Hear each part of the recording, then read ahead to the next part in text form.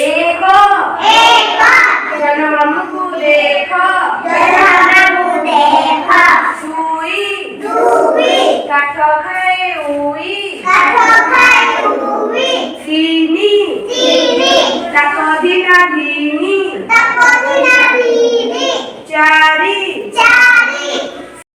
ଚାରି ବସ ଚକା ମାଡ଼ି ପାଞ୍ଚ କୋଦା ଧରି ଛାଞ୍ଚ ଛତା ବାଡ଼ି